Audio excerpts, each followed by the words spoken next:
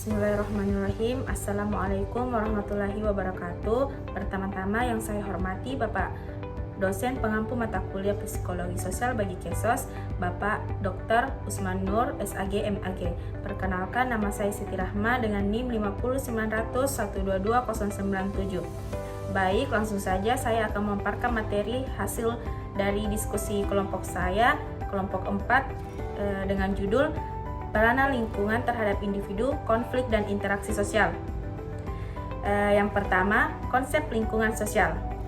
Lingkungan sosial adalah kumpulan interaksi dan hubungan yang terjadi antara individu-individu dalam suatu kelompok atau komunitas. Konsep lingkungan sosial ini mencakup semua aspek kehidupan sosial yang melingkupi individu, aspek nilai-nilai norma, budaya dan hubungan antar anggota masyarakat. Lingkungan sosial juga mencakup institusi sosial seperti keluarga, sekolah, tempat kerja, organisasi, dan komunitas lokal yang mempengaruhi secara individu berinteraksi dan memahami dunia sekitarnya. Lingkungan sosial berperan besar dalam membentuk kepribadian, pola pikir, dan perilaku seseorang. Setiap individu akan menyerap pengaruh dari lingkungan, baik secara langsung maupun tidak langsung. Kemudian, adapun komponen penting dari lingkungan sosial. Yang pertama, nilai dan norma sosial. Nilai adalah prinsip atau standar yang dianggap penting oleh suatu kelompok masyarakat. Nilai ini menjadi pedoman bagi individu dalam bertindak dan mengambil keputusan.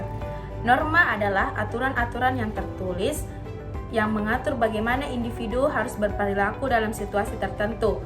Norma ini mencakup tata cara yang dianggap benar atau salah dalam lingkungan sosial tersebut. Kemudian yang kedua, budaya. Budaya mencakup kepercayaan, kebiasaan, tradisi, bahasa, dan simbol-simbol yang digunakan oleh suatu kelompok masyarakat.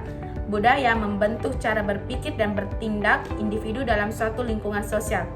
Budaya juga berperan sebagai faktor yang menyatukan individu-individu dalam suatu kelompok atau masyarakat. Kemudian yang ketiga, institusi sosial. Institusi sosial seperti keluarga, pendidikan, agama, dan pemerintahan memainkan peran penting dalam membentuk karakter dan perilaku individu. Setiap institusi memiliki aturan, nilai, dan norma tertentu yang harus dipatuhi dan akan mempengaruhi kehidupan sosial individu.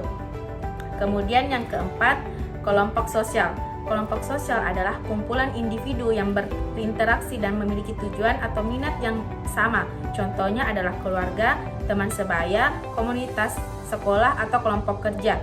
Kelompok ini mempengaruhi cara berpikir, keyakinan, dan perilaku anggotanya melalui tekanan sosial dan ekspektasi kelompok. Kemudian yang kelima, status dan peran sosial.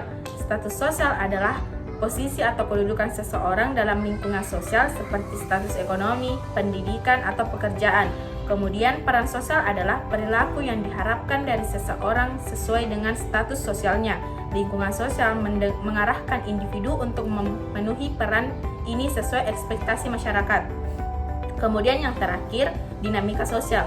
Dinamika sosial adalah perubahan yang terjadi dalam lingkungan sosial karena perkembangan masyarakat atau perubahan dalam nilai, norma, dan kebiasaan.